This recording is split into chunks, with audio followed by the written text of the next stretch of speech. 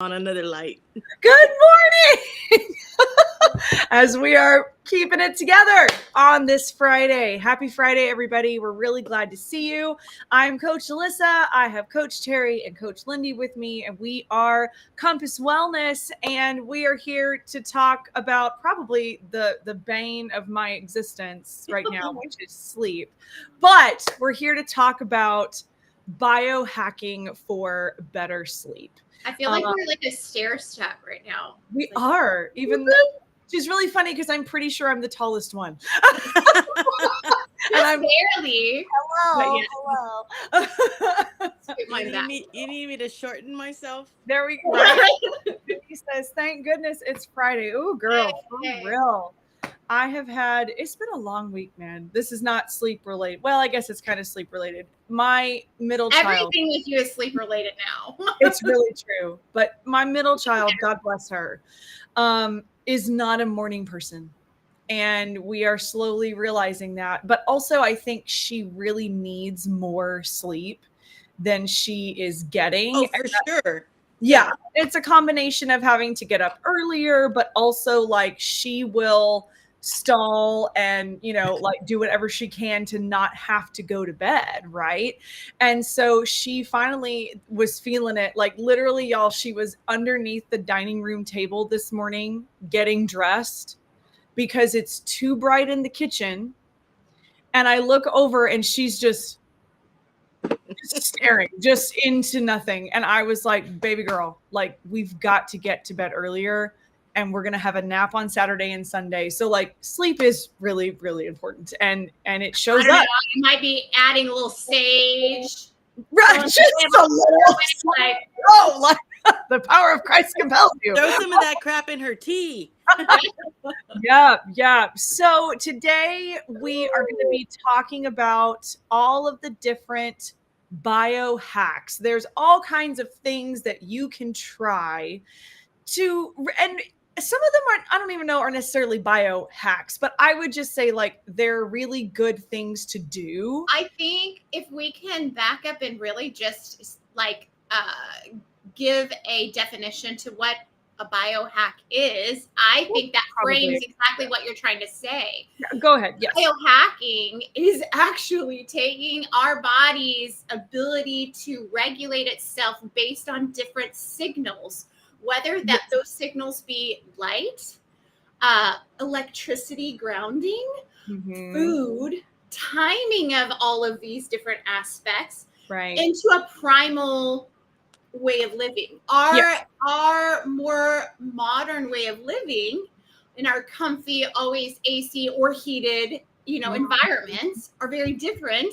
Right. And our electricity is very different from all of the very important signals that our body has evolved to listen to and respond to. And I listened to a doctor recently state this, and I had never heard it in this particular way, but as organisms, if your clock is off, that could be the difference between you finding food or being food. You're just an hour one way or the other, and that could be survival or death. And I thought, okay, there we go. Yeah. Wow. So these really, and as we all have, I guess, and I'm taking this back to whenever I started, I guess after realizing the power, the impact that a PhD has. Yeah. I felt very empowered. I always felt like a sitting duck. I was waiting for the things to happen to me, that all of these health related things just happen, Right. That we didn't have any control. Yeah. But no, our bodies are so amazing that we have a lot of control. We just have to key into what our bodies have been designed and or evolved to do. Yeah. And so enter biohacking, taking our modern selves and linking us up to ways of kind of, hacking the system. We still want to live in our AC, less bug environment, right? We still want to do the toilet, for sure. The toilet, but we love these things. But we also love the fact that our body is primed and will operate better. And here our framework is sleep. We will sleep better if we can tune into these certain signals. And I think in some biohacking realms are called zeitgebers. Zeitgeibers. Yes. So, like, these are these signals to our suprachiasmatic nucleus, our main clock that then just tells us. That's my favorite, like, health word is suprachiasmatic nucleus. Or what is it? SCN, right? Yes. So all of these biohacks are actually ways of easily pulling those levers to continue to optimize for what we were supposed to be doing in the first place. Yeah. I think also and so really it boils down with how do we be ancestral in modernity, right? Like, how do we balance that, right? And so I want to make sure that we say this before we kind of dive into the things, right? Is if you have a question, please make sure that you put it down in the comments. We are going to go back and catch those. I already see Dawn it has a really great question about time zones, because she's having to adjust almost every week, getting up early for flights and trying to catch up. I would say that my first idea that I think of automatically is actually grounding. That grounding can be really helpful to the body when you first get to wherever you are, like finding a place for your feet to be. And it can be on grass, it can be on any type of ground that is not painted, so you can actually even like put your feet on the concrete if you want. I prefer sand and ocean, but absolutely. I mean, I also prefer sand and ocean, but there are a lot of people that and they kind of split of course, like anything in the health realm, as far as the light signals, whether you're traveling into huge difference as far as across the ocean type of time changes versus like 1 to 2 hours.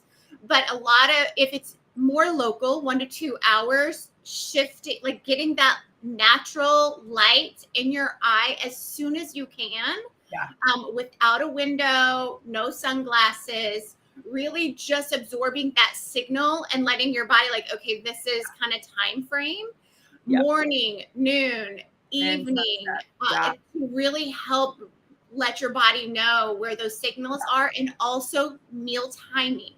So keep a consistent meal timing or shift it to when the locals are eating. So that kind of just pick one or the other and stick to it very consistently. Betsy says to hold a tree too. I will totally hug a tree. Like I am that person now. I love it. All right. So remember our grounding in Denver in the snow. A bunch of Texas ladies in Denver, like, okay, we got to ground, and it was snowing out there. It was so fun. It was so good. So cold. It was so cold. But it puts you in tune with wherever you are. It does. It does. And also like eating wherever you are, whatever they eat, because you have to. What, Dr. Jack Cruz, a person who is not for the faint of heart. Yes. But he's just got so much depth to his knowledge. If you haven't ever heard of him, he is a neurosurgeon, and he talks specifically about the impact. Derek Shepherd. What's that? Derek Shepherd. Grey's Anatomy. Yeah, it's okay. She doesn't get it. It's fine. You're like, what? What? But yeah, he's not for the faint of heart. He is very much a New Yorker and no holds barred. It can be hard to listen to sometimes. However, the amount of information, one of the things that really stood out to me that I had never heard before was the idea of a light barcode, that whatever the food is where you are is another signal. Like the sun has imprinted a barcode on that. If it's produce, if it's, the milk of the animal and cheese and the actual meat, it's that's why kind of this idea of eating seasonally and locally is so important, because it's sending that it's like a matching signal. I am here. This is specifically the food, based off the Ooh, I like that. I don't think that intersection of the biophysics and the biology that is so cool. So I really liked that idea of a barcode, a light barcode. I've been trying to follow that recently, and bless you. Thank you. I don't know if bless you. I don't know if y'all remember, but I was like super keto police way back in the beginning of all of this. I have no idea what you're talking about, Terry. And I like even here at home, I refuse to buy anything that I wouldn't eat. So, you know, everybody who lived here had to eat what I bought or go out and get their own food. So recently I've been buying different fruits as they're in season. And you know, my kids, I mean, they're not kids, but still they're like, what is this doing in the fridge? And I'm like, you can eat that. You can have like, it. I can eat this. No, I can have this. yes. And I buy strawberries for the dog. And so my daughter was like, you know, the strawberries aren't tasting very good these days. And I was like, right, because they're not in season.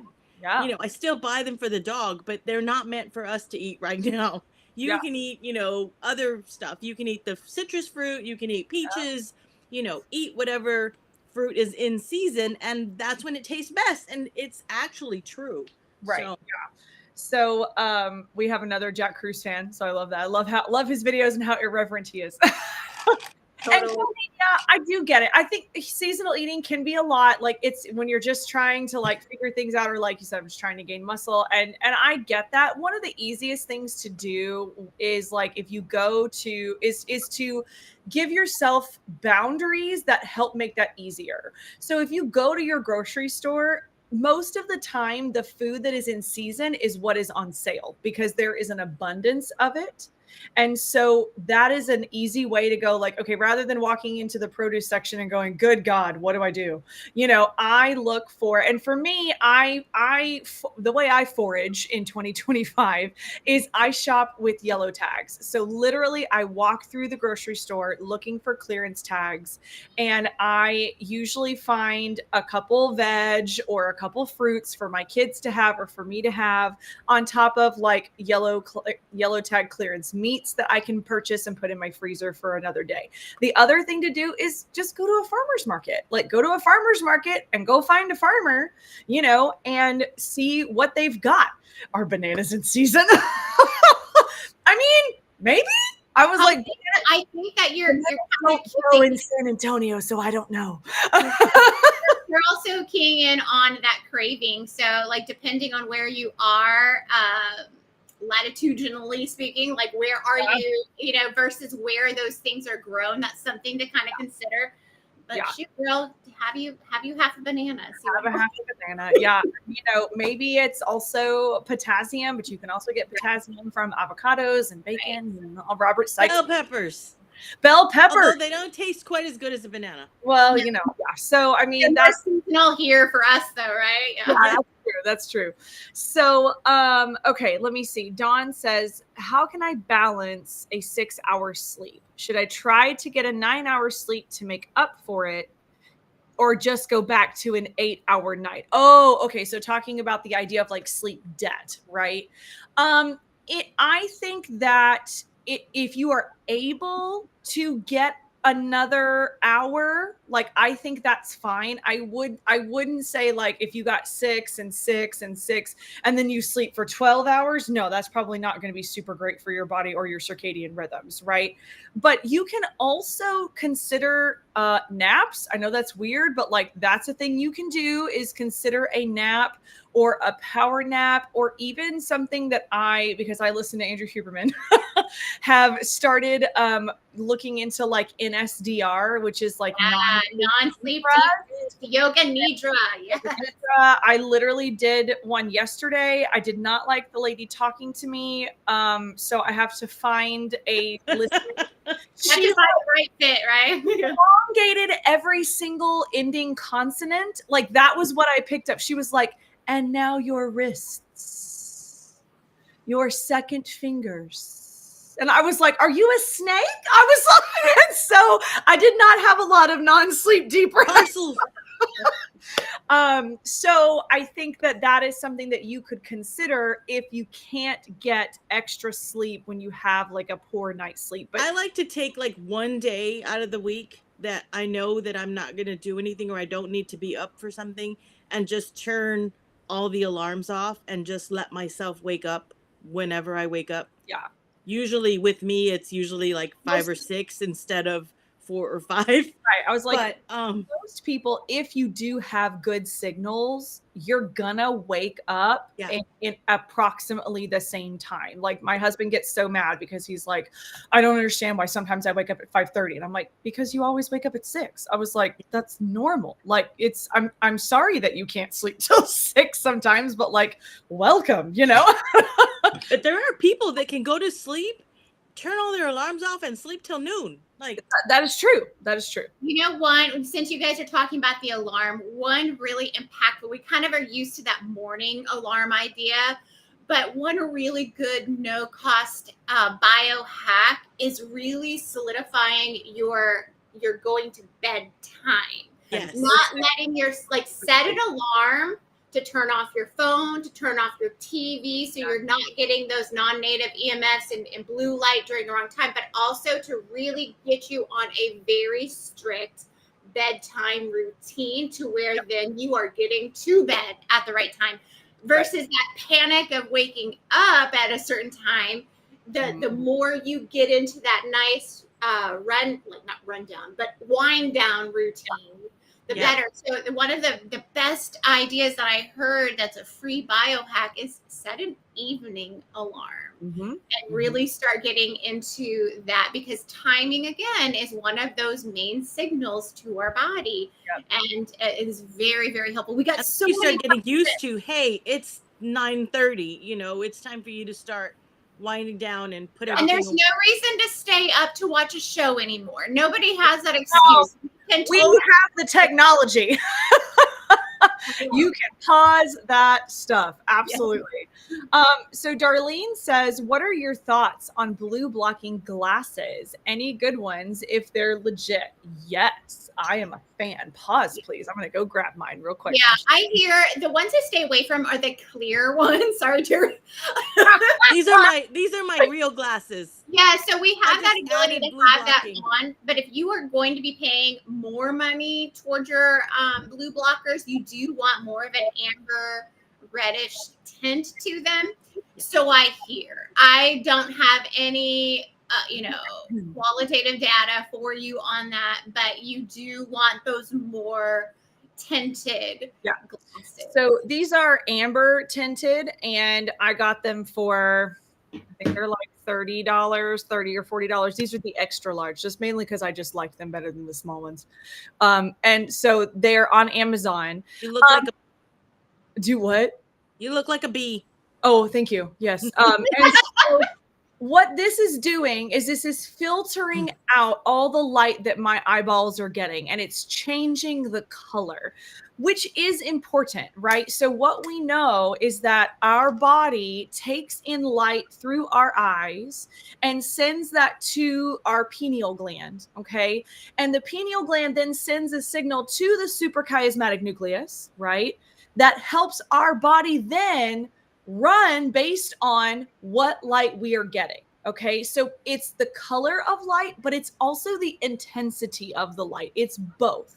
And so you can be wearing these, right? And be like, cool, all my light is now yellow or red or whatever. But if you're like my house and like every light in the house is on and you're walking around with like all the big lights on, you're still giving the signal to your body that like it's daytime, keep doing the things like it's daytime.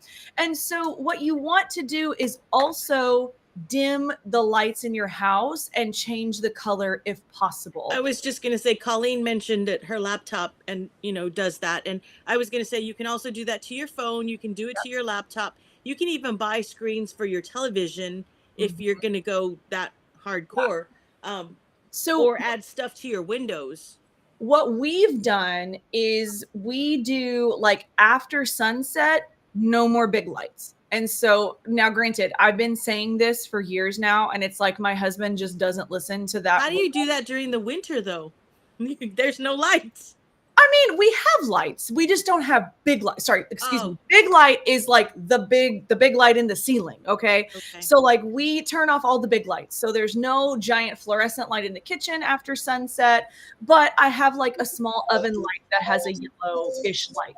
I turn off the big lights in the bedrooms and in upstairs, but I do have lamps upstairs, and I have salt lamps in my bedroom that give off a dim orangish light. I also went through all of the house and replaced all of our lamp bulbs with amber glass bulbs. So that way we can still use lamps. We're not just, fumbling around in the dark, but the color is better, the intensity is better, and try to honor those things. I very rarely wear these because I have a dim environment with the right light. If for any reason I'm having to do work on my laptop and I also have the screen thingy that does the stuff, I'll still put these on because I'm old and I have to still sometimes have the brightness up on the laptop or else I can't see anything. And so I'll still wear my blue blockers when I'm doing work. Please never say you're old again. I'm sorry, but like I've just started to notice that I'm like, I can't see, I have to hit the button and I have to like make it brighter so that I can actually read the words on the screen. So those are things that I think you have to figure out for yourself. And same thing, like, yeah, on your phone, you can do the night shift, or you can create a shortcut to where if you turn it 3 times, your screen will turn red. Or you can do grayscale. And really, this is just to make your phone uninteresting so that you won't stare at it, because it's more interesting when it's in color versus when it's grayscale or red. And then that way you're less tempted to decide that you're going to doom scroll, at night past sunset. So I'm sure y'all have things. So go. Oh, no, Lindy is muted. Turned off my hubby's on a trip and he just called, he forgot. He's like, oh, sorry. Oh, I was just like, are you live? Okay, good. Love you. Bye. But this is one of those things, if we're habit stacking, that set that alarm and here's like, oh yeah, put on my blue blockers, or oh yeah, turn down all the lights. Oh yeah. So that is something that really easily habit stacks to set you up for a wonderful night's sleep. Yes, exactly. And I think also we tend to, we've gotten into the habit of watching TV or being on the computer until bedtime. And we do that a lot because, like right up to, right? Yeah, right up until bedtime, you turn it off and then you go in bed, right? And so I think we need to get back to what we used to do and maybe like grab a book or, Somebody was talking about that same idea with your yoga nidra or your non-sleep deep rest, Alyssa, about the voice. So different audio narrators, audiobook narrators, or you have to be real specific about those. But another great thing, listen to your audiobook as you kind of like wind down for the night. Read an actual book. Read a real book? What? And I just saw John on here says that he doesn't even have an alarm clock in the bedroom, just Alexa playing a thunderstorm. Ooh, I like that. That is also a really important factor, I find too. I'm a sound bath bowl kind of person. I love that. So it really helps me as the more ADD type to have that one idea to focus on, just that sound, not all the gazillion things to think about. It really does help with that aspect. And that the frequency of the vibration is really, can be, depending on the vibration, can be really settling for the body too, which is really great. Okay, so I'm scrolling back up. For getting exposure to morning light, is it most effective once the sun is above the horizon versus the sky lightening up during dawn? I think that the important is to understand that there are different spectrums of light happening at different parts of the day. And so in the morning, in that sunrise, in dawn, whether it's full sun above the horizon or sky lightening up, that's when we're getting UVA rays versus UVA and UVB. And that exposure to that UVA is a really great signal to our circadian rhythms.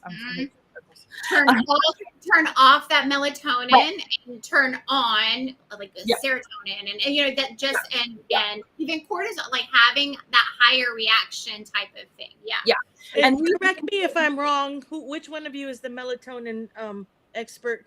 Doesn't turning on the serotonin actually help you make melatonin later Yes. on at night? Yes, Right? you have to have enough serotonin because serotonin converts into melatonin at night. So morning time with those rays Yeah. turns on your serotonin and gets you going, And then it helps you sleep. Yeah. And light is a signal to produce melatonin from your serotonin. So somebody on a podcast once said that melatonin is called the hormone of darkness, and that melatonin has a hard time being produced when there is not enough dark or lack of light. And so we now live in a time where it is really hard to get a lack of light, like actual darkness, right? And you're keying in on that signal as far as the biohacks. How can we create, not only have that morning light to signal, okay, turn it off, but also that complete lack of light to really amp up and stoke that melatonin. I can't quite get my room completely dark. I love an eye mask. I do a night eye mask. Mine is real cheap, but it's at like a silk, so it doesn't, we don't want to damage what, we gotta. Yes. James has started using one because when the baby, was first born and I was up every 2 or 3 hours, I'm turning on my little lamp so I can see. And so he invested in a mask and he was like, this is great. Like he was like, it's so good. And, you can do blackout curtains.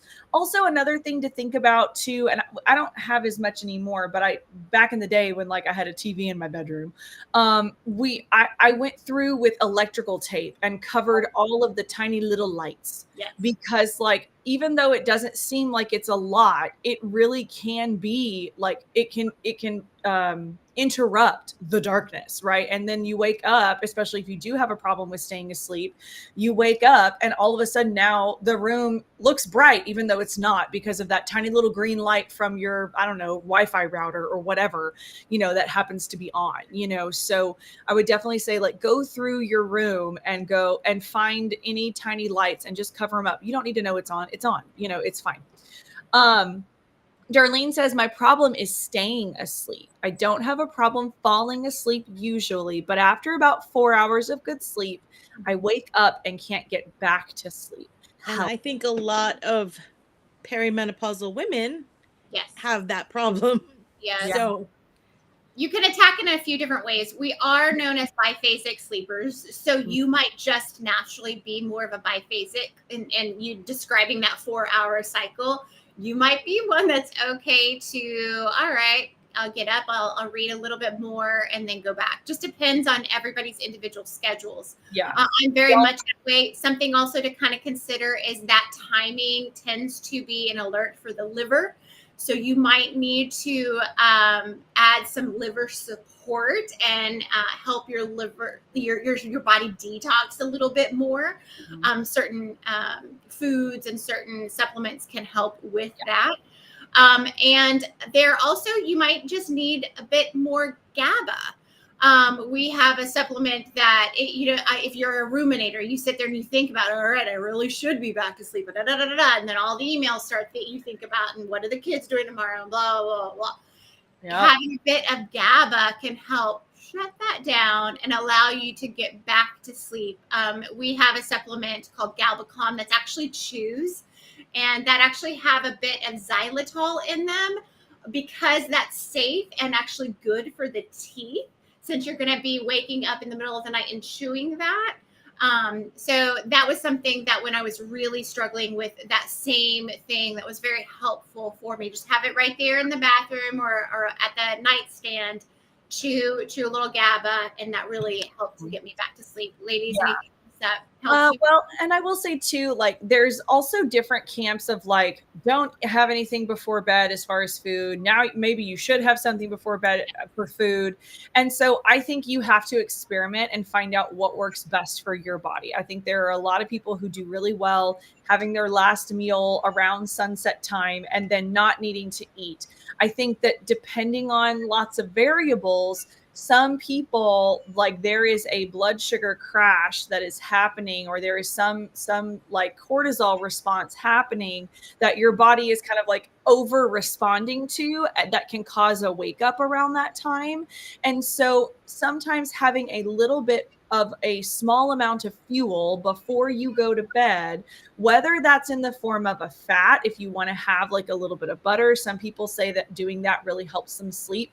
Or some people use a carb, like a little bit of berries or some kind of like real food carb before going to bed. And they say that that is helpful. But both of those are fuel sources. Like Or that's a very clean protein. Actually, I've recently heard exercise physiologist and researcher talk about this, that having a bolus of 15 to 30 grams, and they use, and we have like a really high quality whey protein.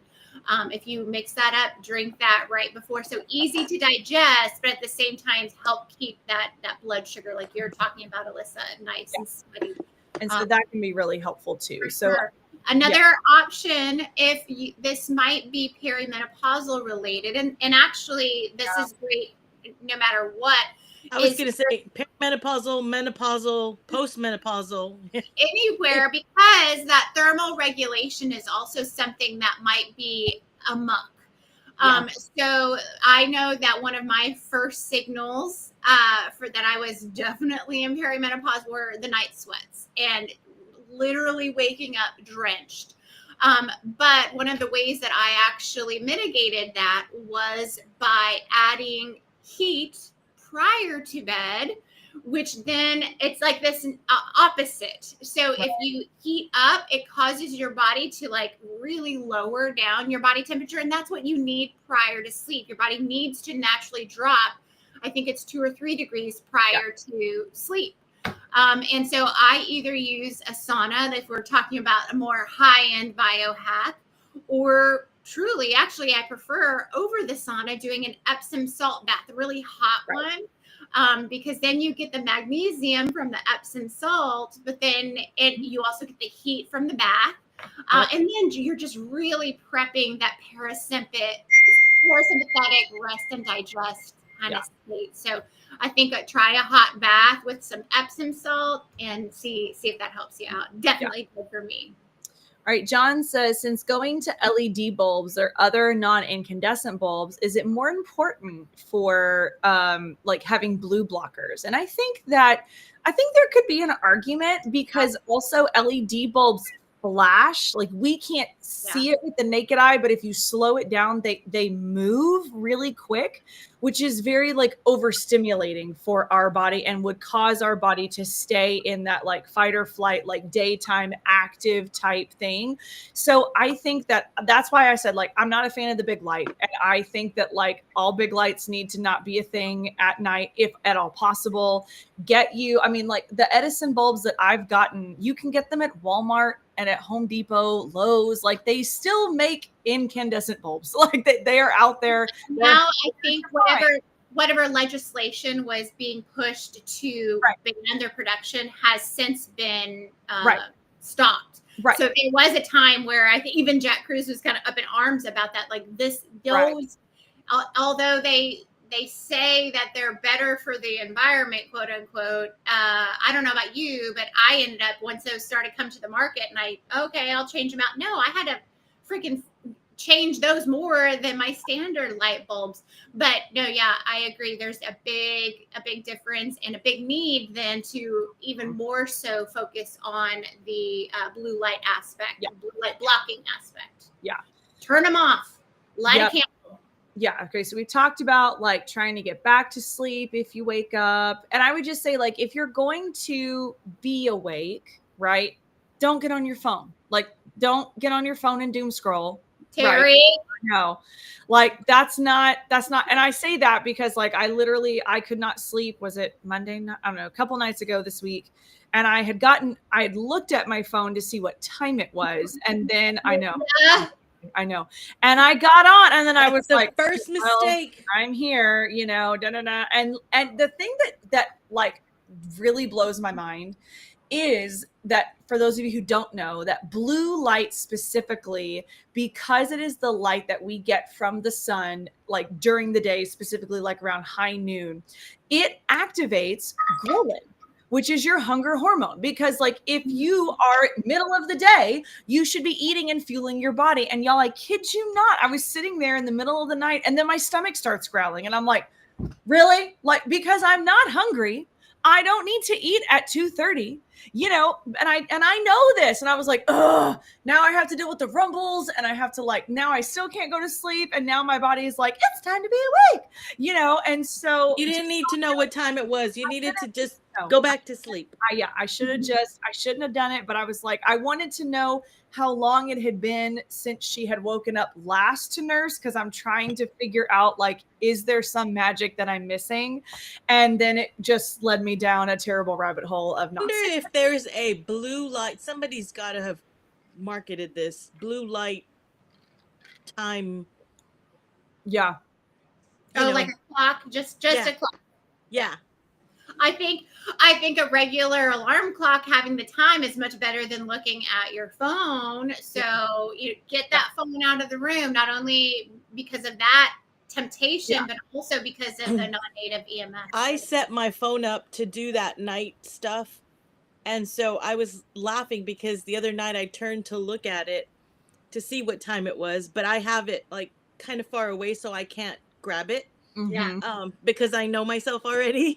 So I have it far enough away, but it's set up so I can see it. And it was glowing red, like the time. And I was like, oh, that's really creepy. But it's that, That's the color. it's set up for that color. Right. And I was like telling my son, I'm like, can you help me fix this so that it's not like murder red at 2 a.m? And he's like, no, that's the color you set up. Yep. Oh, great. Okay. Oh, so Colleen says her My Circadian app shows that infrared is available at sunrise and UVA is about an hour after sunrise. And I think the My Circadian app might be the one by Dr. Sachin Panda, who's like really big in the realm of circadian rhythms. I have his book. So I think that's his app. So I would definitely go with that. So thank you for that. That's helpful information. Another great biohack is using that app just to. Yeah. The other one would be the DMinder app, because DMinder shows you like now its purpose is like, when can you go get the most vitamin D, but it will also show you like what kind of spectrum of light is happening when, based on where you live, the weather outside, all of that stuff. So Debbie says, what about daylight savings time? How do you adjust? It's horrible. Like, it's horrible. Like, I don't know that I even do. Like, the doctor that I was listening to was saying, like, even just that shift in 1 hour can make such an impact, a negative impact. Try to establish that, just keep that time frame and slowly adjust, maybe a little bit at a time. Of course, the sunrise is going to be an adjustment. So the sunrise starts to kind of help you, right before daylight savings time. And I know that like, when my kids were young, like really young, I didn't want to have to deal with that. So I know that I would start, my husband would always make fun of me because I would start to train them like a couple weeks beforehand. And so now I just do that for myself. I'm like, okay, daylight savings time is coming. They can do whatever they want now, but I am going to, either go to sleep earlier or wake up earlier or, something just to help, mitigate that. Yeah, And it's hard. I have kids and I hate daylight savings time with the fire of 1,000 suns. Because my kids don't care. They don't get the memo. They did not get the memo. They have really great circadian rhythms and they're like, this is dumb, mom. And I'm like, I know. Yeah. So, but yeah. Treat it like, I don't know if you guys have heard of like a reverse diet, like slowly adjust your light exposure, your waking time, your bedtime alarm, just slowly, incrementally through the weeks leading up to it, start that adjustment. It's a lot of willpower, just like Does. with your eating. You Planning. have to have, the willpower to adjust all of that. Yeah. Especially for these good biohacks. Another application would, of course, is meal timing. That could help kind of, signal, all right, this is my new morning. This is my new wake up time, right? But also cold. Whereas heat helps with the going to sleep process, cold and cold exposure can kind of help rev you up when maybe you're still a little more latent to the party, right? So whether it be a nice ice bath just on your face, a little bit of a cold shower, or going all the way to like a cold water exposure or swim in the morning, cold bath, that kind of stuff. So cold that in the morning time is that temperature signal for waking up. Yeah, that night after I did not sleep, I sure did throw my face in a bowl of ice water. And it was great. It was terrible, but it was also great. Like I got done and I was like, okay, I'm good now. Like another way of doing that, if for some reason some people don't like the water on their face necessarily, a lot of our heat sensors are both on our hands and our feet. If anyone has ever been hot in the middle of the night and you just take that 1 foot out, to the cold. Okay, we're good. It's because of that thermoregulation factor on the palms of our hands and the bottoms of our feet.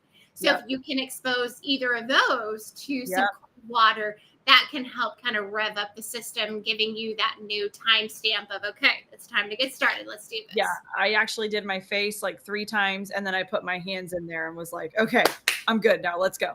Colleen said that the My Circadian app is Sarah Kleiner's app, and she's rabbit hole into light and all the things. So I would trust what that goes hardcore with that stuff.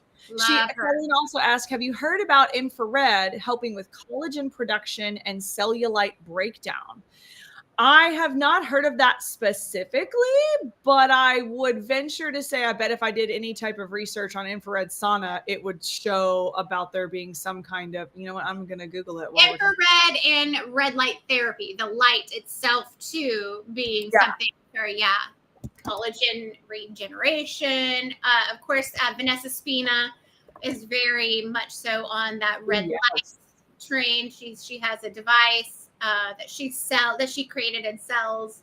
But that's another, there you go. If you are in a very far northern latitude and you don't get the normal light signals, you get way more darkness. I was going to say, if any of you are in Texas with us, you have red light therapy right outside. Just go outside. I think I just saw something with Kelly Hogan where she has her walking pad and she's got her little red light device so that if she can't, for whatever reason, she can't get out and actually be in the number one place where we need to be getting the light exposure, there is that hack of a red light device that can help with. But it's also, you can see those, everyone has these masks now they put on because it is a beauty hack just for those same reasons. It actually says there is an abstract, low-level red and infrared light increases expression of collagen, elastin, and hyaluronic acid in the skin. So treatment of human skin cells with low-level red and infrared LED lights were found to significantly increase hyaluronic acid synthase and elastin gene expression in human fibroblasts in as little as 3 days.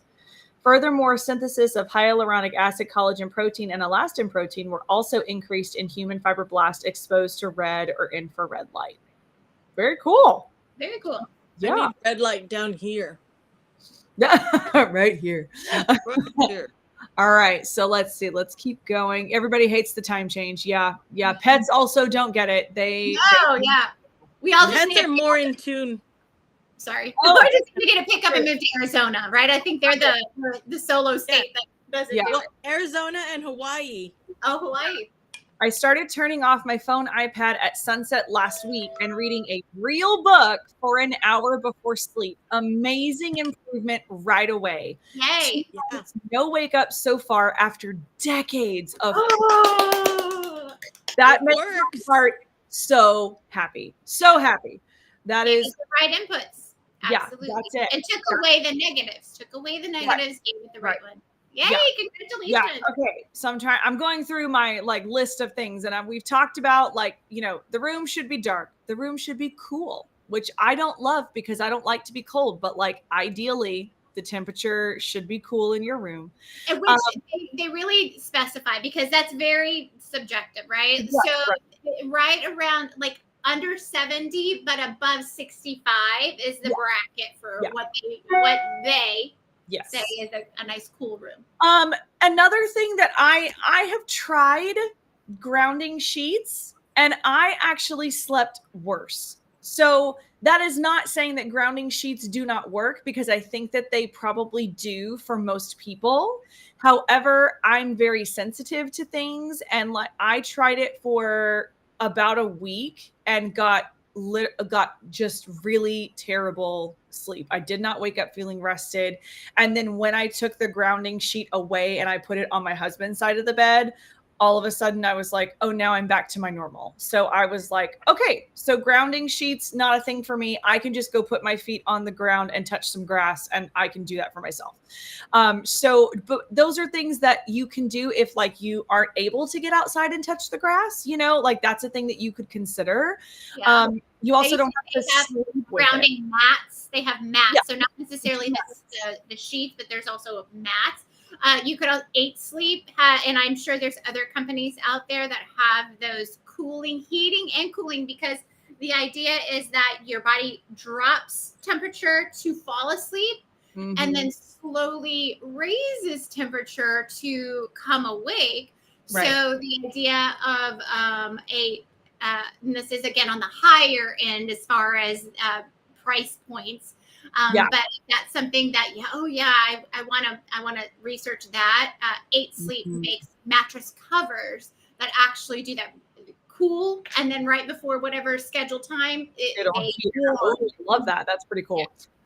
Denise has a question. Suggestions on dealing with weather changes that cause pain and not able to sleep. So like, I guess like barometric pressure changes that would be causing like joint pain and things like that. I would say my first suggestion would be like your diet and things that you can like front load, right? If that makes any sense, and so quality fish oil to bring down that inflammation that is right at the root of some of those things. So if you know there's going to be that weather pattern happening, doubling down on a quality third-party tested fish oil, or pulsing in more sardines or something like that. Yeah, things like that. That would be good. I would also consider, things like a magnesium spray or topical lotion, even like a CBD salve or something that you can put on that area if that's something you're open to. But I'm also in that same realm, Alyssa, the Epsom salt baths. Yeah, Epsom salt baths. Overall body, like the liquid in your body too. Which can help with that inflammation around those spots. Yeah. And then I also wonder too, like I was going to say this for not this, but like a weighted blanket to like give some of that pressure, like as the changes are happening. I wonder if that would be something. I think also for people who have like fight or flight activation, like and have nervous system dysregulation, a weighted blanket can be very helpful to help pull the body into rest and digest and that parasympathetic mode. I have done weighted blankets and I actually do like them. It's hot in Texas. Yes. And so sometimes weighted blankets are also hot. They need to make one that is cold. I'm like, give me a blanket that is weighted and I will be happy. I've noticed with my recent injury, I didn't have like the aches and pains anymore for a while. And since my knee injury, we had a lot of rain the other day, and that day my knee was throbbing. And I was like, what is happening here? But it was the day that, it started to rain, and I was like, oh, barometric pressure. And I had forgotten about that. But I did notice that wearing like a compression sleeve on the injured area actually helped me. That's really helpful. Yeah. I love that. John, I am a princess, first of all, sir. But also, yes. In like case you hadn't figured that out yet. Here's the deal, y'all. If y'all highly sensitive all over the place, right? it's not just sleep, it's caffeine, it's supplements, which is great because at least I can tell when something works or when it doesn't, because my body responds. I can't take exogenous ketones because I smell colors. Okay. It's rough. The other thing about sleep is that up until this pregnancy and this baby, I get really good sleep, and I have kind of always been. Now, my family was hardcore about you go to bed at a certain time, you wake up at a certain time. So I have grown up with good sleep hygiene. And so now that I am not getting it, first of all, I don't know how y'all do it. I don't know how people walk around not getting sleep because it's terrible. If you are not getting good sleep, that, in my opinion, should be on the top of your priority list because it just changes so much during your day and makes your day so much better than just going, well, this is my life now and it'll be fine. No, you need to try. I want that for you. I want a good night's sleep because I also want a good night's sleep. And I know it's coming, but it's just not there yet. So Deanna Colleen mentioned, I'm sorry, I just wanted to say Colleen mentioned opening windows to let the UVs in. And I feel like that's super important too, because a lot of times I don't like to open my windows at all because, outside, but it actually helps, to let, if you're not going to go outside, then open up the windows and let all those rays in. Yeah.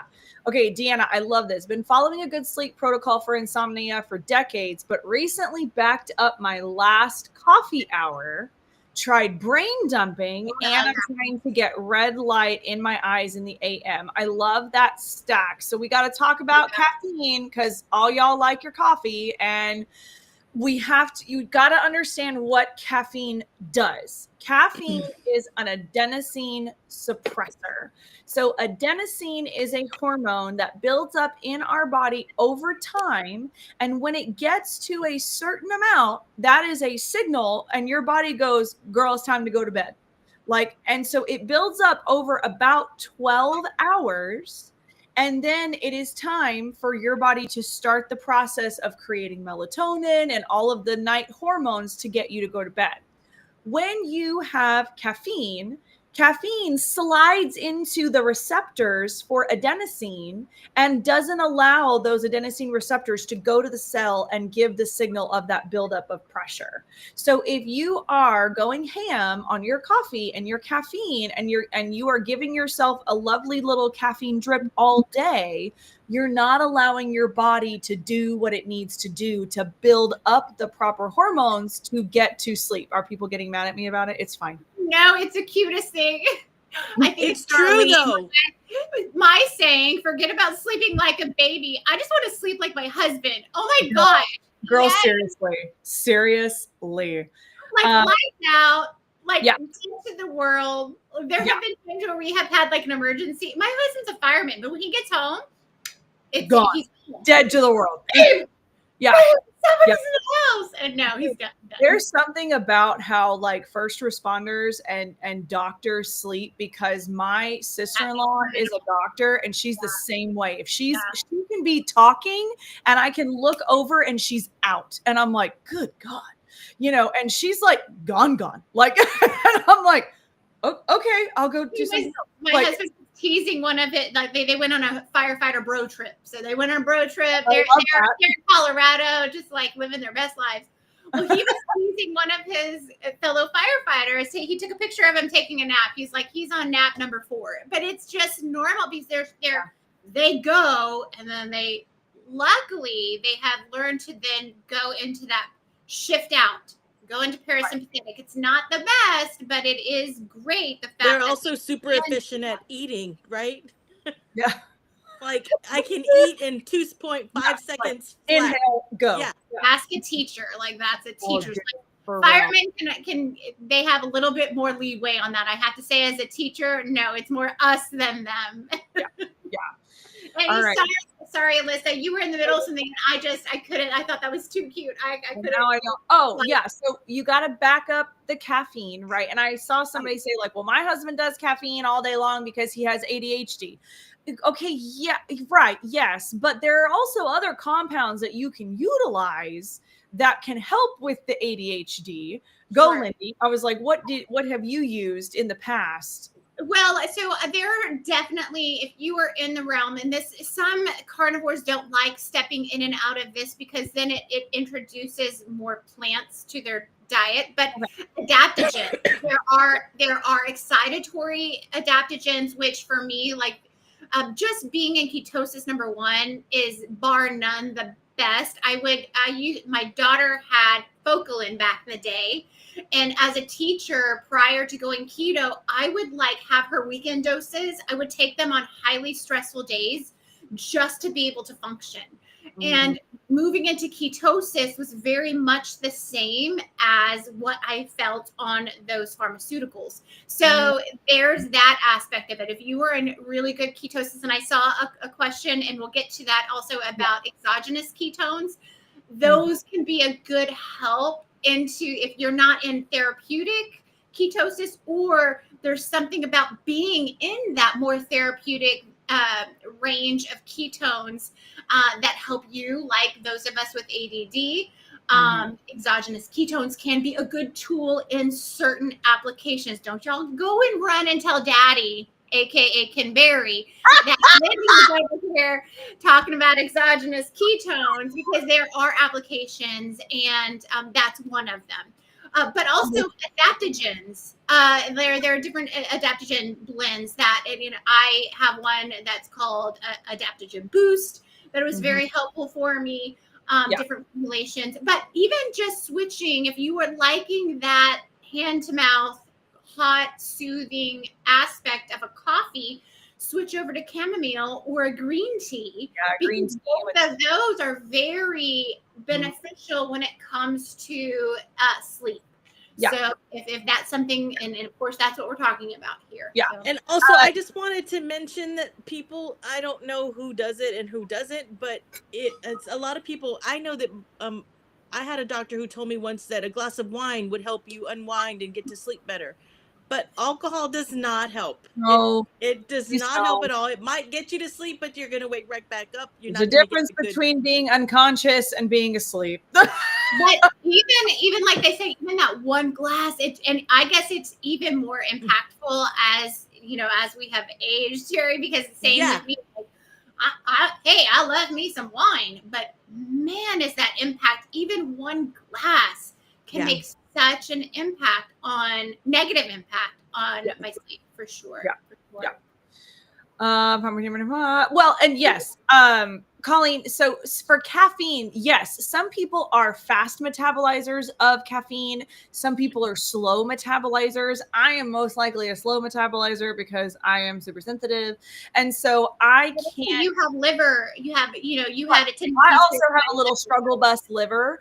And so I have to be very careful with the things that I put in, and so, I think that if he does well with the coffee, then like let him ride that train until it doesn't work. And then once it stops working, then you may have to go, oh, okay, I got to go and do something different. And that's totally fine.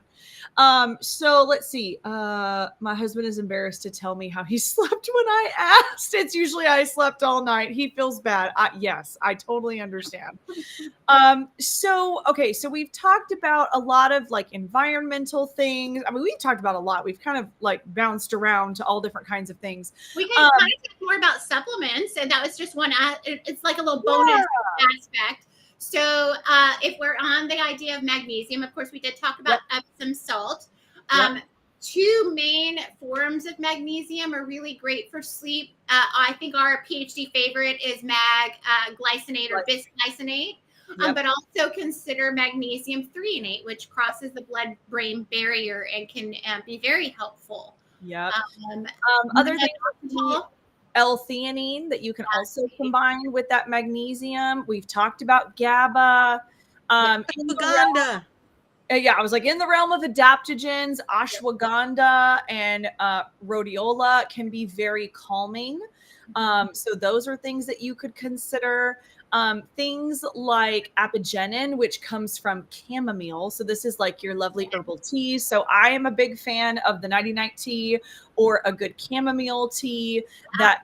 And this is like valerian, passion flower, lemon balm, all of those just very calming properties. Yeah. So I love to do that with a scoop of my Relax and Regulate powder, which is a magnesium and an inositol combo that I really love. Yeah, myo-inositol. Also, for if you are one of those late night wakers, that myo-inositol is really great at helping with blood sugar regulation. So that could be a great lever to pull for those of you that have. I can get to sleep, but then the staying asleep is an issue. Myo-inositol and glycine would also be a good one to pulse in well, too. And I'm just telling y'all right before we got on, I was like, I got a lot of sleep. And so now I'm tired because that's what happens right now. But I had a scoop of Relax and Regulate last night for the first time in a little while. And I feel like I can't remember how many times she woke up because I just like, I woke up, I nursed, I put her back down. And then I woke up to my alarm and I was like, what? That's amazing. So, myo-inositol. I shall spell that. Yes, myo-inositol. There we go. Okay, and so Lynn is talking about, yes, ketone IQ tends to be like the newest exogenous ketone that's making its comeback, I guess, into the realm. It's been around for a while, but it's making its way into the sphere again. And like I said, I can't do exogenous ketones. That's not a thing that I need to have in my life. Lindy and Terry have seen me on ketones, and they know that that is not a good plan for my life. We have told her at conferences, Alyssa, we have certain booths that she's supposed to stay away from. But I'm like, but maybe this time it'll be left alone. It'll be different this time. And so it's never different. And so that is just not a thing that I need in my life. High levels of ketones are not something that I need. So I do much better with things like magnesium, more gentle approaches for my body. And so I think that it's something that you might consider, but you don't have to if you don't want to. I think the framework that, and like Lynn was saying, that Dr. Cybus and Dr. Ben Bickman, look at these gentlemen I just absolutely love.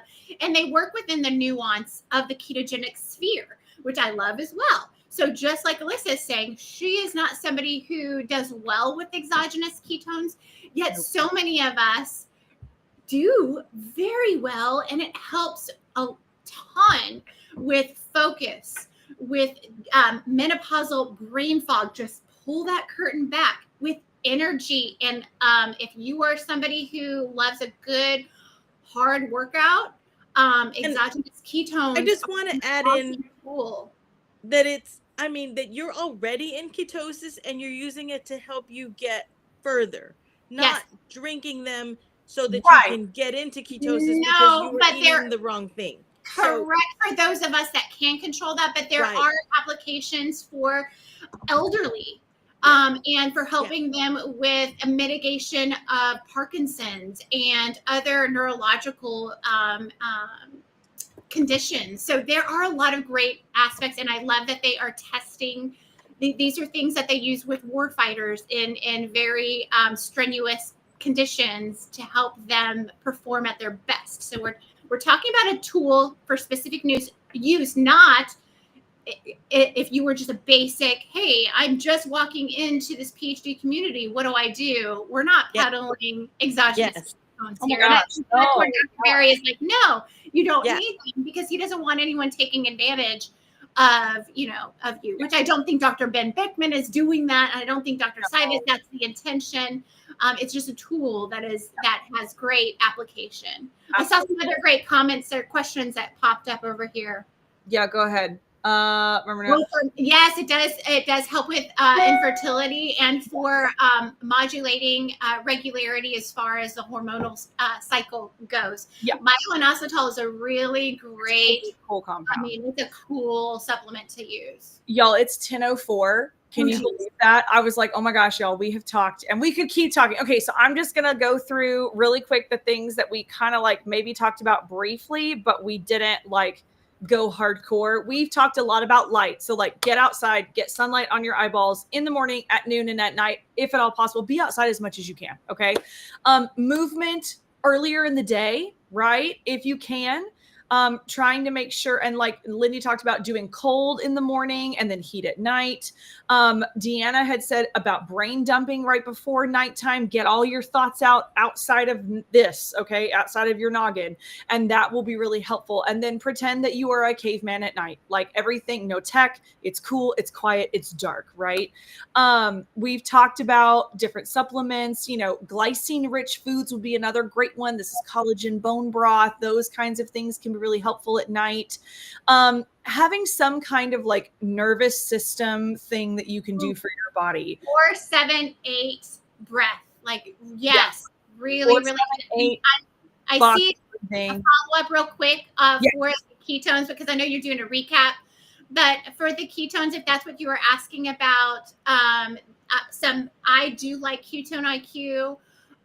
Dr. Dom D'Agostino's wife, and I forget her name. I think she's going to be at the conference that we're going to.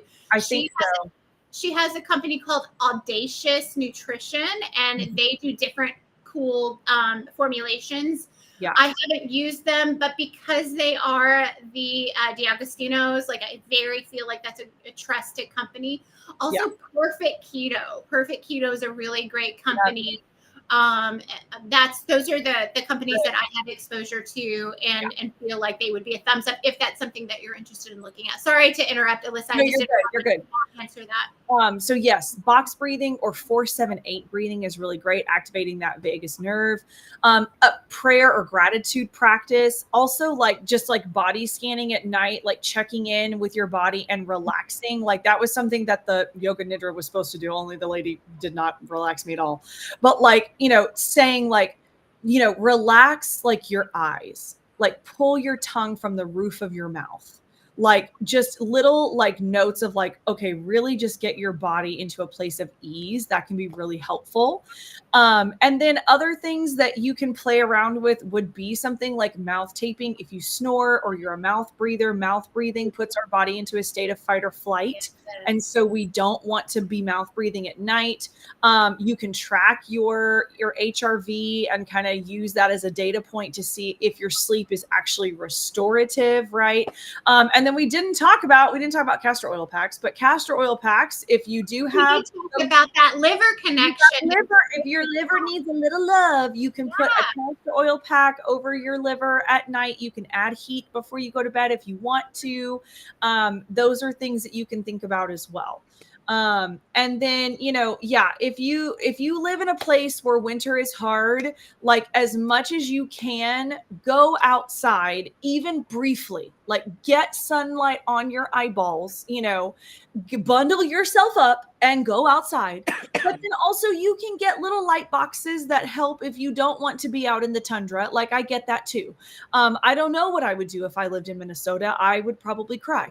My bestie lives in Minnesota and she calls and tells me how terrible it is. So, but as much as you can, even if you're outside, just like, sun, where are you? Just look at it and then run back inside. Okay. Like that is still good for your eyes, good for your circadian rhythms, and can help carry you and make winter suck just a little bit. Let's swap. I hate the humidity.